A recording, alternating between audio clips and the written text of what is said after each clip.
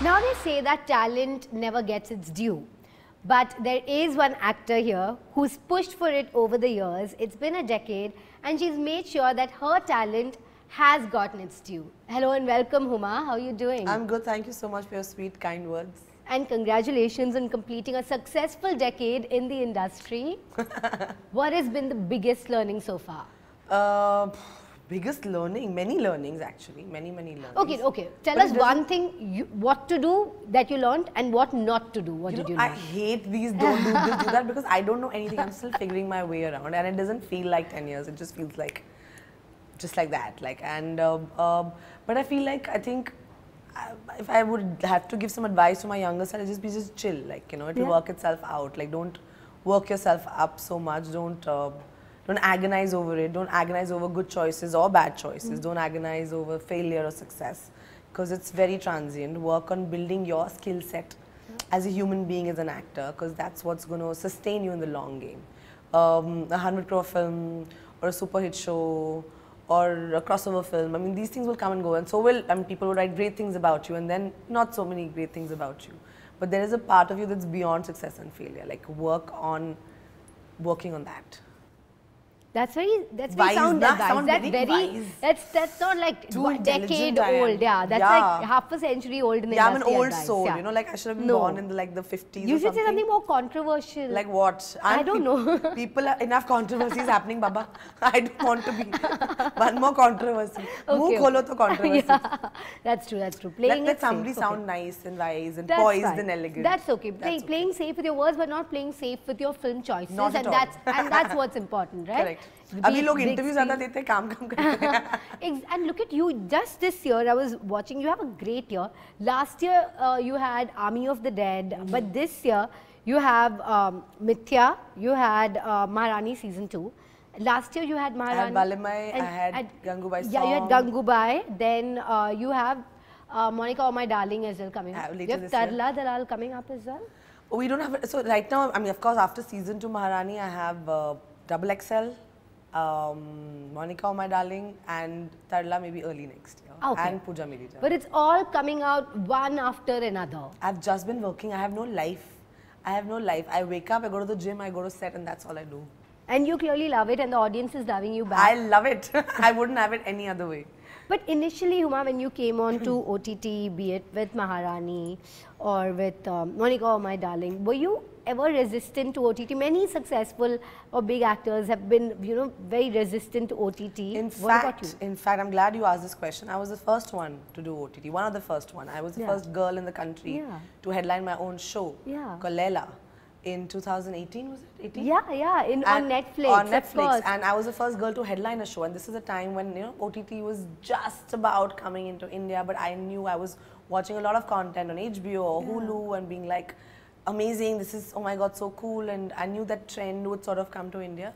Of course, we didn't know this fast, but I remember and I wanting to work with Deepa Mehta and being like, but I've got an opportunity to headline my own show. And at that time, many people dissuaded me. They said, of course it's Netflix and we understand that, but why do you want to do it right now? Let somebody else bell the cat. You know, people will think if you're doing too much OTT, you don't have a film. Like, no, it's not about that. You know, I'd rather do this because it's so much more interesting. You know, I'm getting to headline a show. I'll be the first girl in the country to do that. So at that time, they tried to dissuade me being me.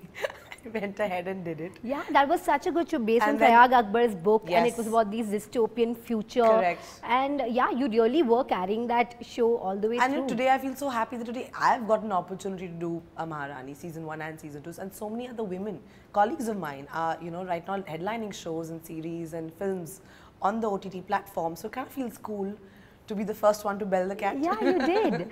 And you also made a splash on magazine covers. Thank you. Very hot, very sexy covers there. But, you know, this was called the body issue. Yes. My only issue was, why should it be called that, you know?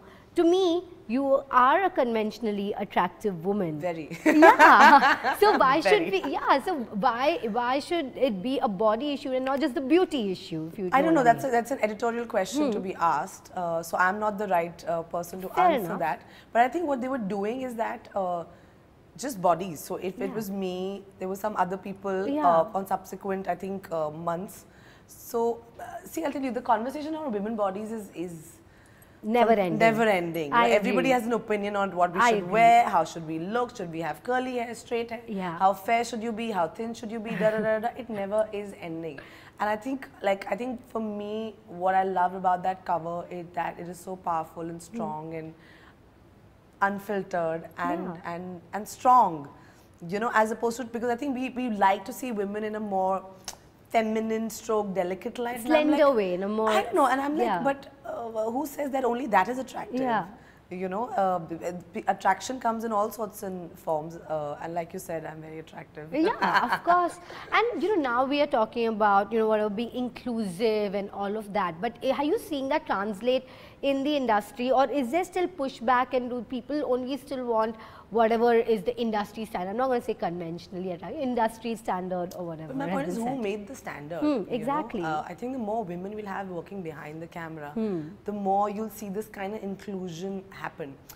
Because, you know, I think everyone is just trying to replicate what is already selling. Yeah. Nobody's really thinking out of the box. And I feel like the easiest, and I feel there is this mindset still that, oh, if you're only like this size and this color and this whatever and that whatever, then you can be a mainstream heroine. And I feel that's not entirely true. I mean, I've been working for 10 years in this business. I've worked... But that's because you are really gorgeous in the first place. Thank you. No, but I've had my share of like people commenting on how I look and how I dress. But you take it anymore. You know, now times have changed. You don't have to... The point is not that. The point is not that. Like you said, why should there be a conversation? Yeah, why should it Why should it be called the body issue? You why know, can't it just be a because the beauty average issue? woman is not the size that you see. The average woman is not size 0 or a size 2 or whatever is. But I'm saying you can be a size 0 and hot, and you can be a size 12 and hot. Like, who decides that? Who decides that a dimple in your butt is unattractive, but a dimple in your cheek is quite attractive? You know, who decides that? I agree. And I feel women have to reclaim their bodies, and women have to be like, no, this is hot and this is me. And I am not looking hot for the male gaze. I'm not looking hot for you, buddy. I'm looking hot because I feel hot. And that's a very different mindset shift. And you are looking very hot in Monica, oh my darling. I saw you at the Netflix event looking red hot. And I think your avatar as well in Monica, oh my darling, is hottie, right? It is a hottie. A full shift over from Rani Bharti. So but as an actor, that's what I want to do. So the mind space I'm in right now, I want to do different characters. I feel because of my background in whatever I like to read or watch or theatre or whatever, I think I can play a lot of characters. You know, different characters. Like I like doing accents. I like transforming myself physically. Oh, you can do accents well, is it? I try. Oh. So for me, like, if I'm doing, like, say, a Tarla, I would love to also do a Maharani. I would also love to do a Monica. I would also love to do a XXL, and I can do them. So why not? You know, and that's the path I'm on right now. Like, after after Maharani, I got so many offers to play a Bihari. You know, and I'm like, but no, I've done it. There's nothing exciting. I've done it, I've conquered, and now I'm on to the next genre. Because if I keep doing that, you'll be like, but Huma can only do these vernacular characters. And I'm like, no, I can do that and otherwise, but give me the opportunity to play. Give me the opportunity to have fun. But are those opportunities coming your way? They are coming my way, and I'm also creating them. Yeah, you know, with XXL, right? You're turning producer. Congratulations on that. Thank you. Size matters. Tell us about the name. It's actually more than that. I think it's about. It's a very important, a very valid conversation. I think this film should have been made many years ago. You know, I'm so happy and so proud that I'm doing this film with one of my very, very dear friends, Sonakshi. You know, who's so gorgeous and so talented, and you know, we're sort of working on this together. So when you work with friends, it's a very different energy, right? And it's so topical. I feel every girl, every guy will relate to this subject matter, because we all have been body shamed at some point in time. You know, it doesn't matter whether you fit into a because there is no conventional way to look. We're not Barbie dolls made out of plastic with perfect measurements. And the idea is that, I mean, look around us. Like, what are we telling the younger generation? That you have to like go under the knife to look a certain way? Because honey, that ain't real, you know, is what I want to say. And I'm saying, and again, no judgment for people who want to do that. That's completely like their choice. And I'm very pro-choice. But my point is, that's not the only standard. You know, to tell a 17-year-old that Instagram is the only reality, and if you don't have these body dimensions, then you're a failure in life. So you better work and save money so that you can have that. And I feel that's so wrong. Yeah, I that's completely, like, it's that one look, right? Like that 2022 look that everybody has the same face, everybody just looks the same. Exactly, they all look the same. It's a cookie cutter. It's a cookie cutter mold, and I'm like, but why? You know, I celebrate people for who they are. Yeah, and I like that you're putting your money where your mouth is as a producer. Literally. Yeah, exactly. How fun is that? It's a lot of fun. It's empowering. It's exciting. Also nervous, very nervous, because it's a special one. So I will feel. I'll feel a little hurt if it doesn't work. Here's me putting my heart out there. Yeah, you're going out on a limb. Yeah, literally. you're going out on a limb. So, and I really went through a lot for that film. I put on a lot of weight, which I've now managed to lose. But that journey was quite intense. Was it delicious? It was divine. It's the best job in the world to stuff your face with carbs and go to work. Yeah, but I could literally see people looking around and be like, oh my god, what is she doing? Yeah, but you're going to make me hungry again with Tarla Dalal. That's Tarla's going to be Firstly, special. it's unfair. You have an unfair advantage over other actresses. Your family owns that chain. It is Salim's in Delhi. Yes. And I only found out during Love Shab, they chicken Khurana when you told me. You know, I do have an unfair advantage. I'm sorry, girls. You do, yeah. So, you definitely are no stranger to food when it comes there, but what did you learn? No, but Tarla was different, right? Because Tarla is actually a vegetarian cook. For me to play Tarla was special because she's so different from me. I'm a North Indian girl, Delhi raised, father's a Delhiite, mom's a Kashmiri, grew up in a Punjabi household. So I actually identify most with Punjabi culture, you know. And to play, and so a lot of like North Indian sounds I'm very familiar with. So actually, I can do most North Indian accents. That's very cool. Anything north of the Aravali's, I'll hear it for a few days, I can get it. But Gujarat and Marathi, because I didn't grow up in this part, like I now live in here 10 years, so it's easier. But it's still, because I didn't grow up with those sounds, right? So for me, the challenge to do a Gujarati woman, you know, who was born in Pune, lived in APNC Road, had a bit of like also like Marathi influence, but actually came from a Gujarati household, was very, very interesting, intense. Of course, I had great help from my director Piyush, Nitish sir and Ashwani were producing this along with Ronnie, and you know, they put together this amazing team, including a dialect coach for me, who really broke down the Tarla accent for me.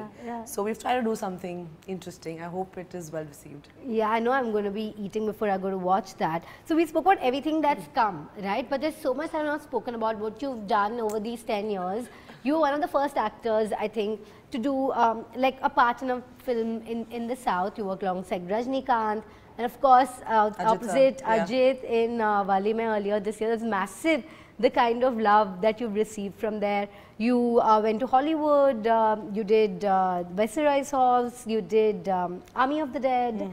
And of course, you were the Kashyap girl when you came onto the scene. And I feel like you've gone through so many phases. You know, you started with Gangs of Wasseypur, then you came out with, you know, you just went through so many different phases in your career. What stands out to you and what's been most special?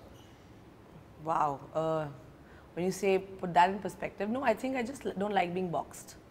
I've been, I grew up in a very like conservative, well-behaved Muslim household. So I think tehzeeb was a very important part of like how we were raised. But I've been a bit of a rebel always. कि अच्छा ये नहीं कर सकते क्यों? मुझे तो यही करना है. So I've always had that little keeda. So I feel like that keeda I'll always have. The moment like you'll tell me, okay, you can only do this and this is your playground. I'm like, no, but I want to try that also. And why are you stopping me? I can do it. You know? What are you going to try next? I don't know. What do you think I can't do? I don't know. At this point, I'm not challenging you. I believe you. No, that's very sweet. But I think I'm just having fun with my work. I'm having fun with how I'm feeling. With my characters, I'm just trying to create more real three-dimensional characters with the work that I do, and that's all I'm interested in. Whether are they big box office successes, how much money they make, all of that. I mean, of course, it's important, but I also feel more than that. I feel like the love I've got for say doing some of my most honest work, like Maharani. You know, I feel like it's touched people in a certain way, and when you do that, you know, you get a sense when people reach out to you. Like I've got people writing me like, long messages or sending voice notes or just expressing themselves on social media, and I don't know how to respond to it beyond a point, apart from genuinely saying a humble thank you, you know, because it's so overwhelming. But I feel I managed to do that is because I've just let myself go and just had fun, you know, and just played a character without any baggage of how it will be received. You're also one of the very few actors who've dodged all the controversies over the last 10 years. How did you manage to do that? By minding my own business. Kaam pe dhyan do. Fantastic advice, Huma, and you've stuck by it. And looking forward to many, many more decades of you in the industry. Thank you. An absolute pleasure. Thank you so much. I hope to die on a film set one day. So. Oh, I don't think that's not going to happen. It's going to happen, right? So when this is part of my obituary. 100%. Thank you. Lovely, lovely talking to you. Always lovely chatting with you.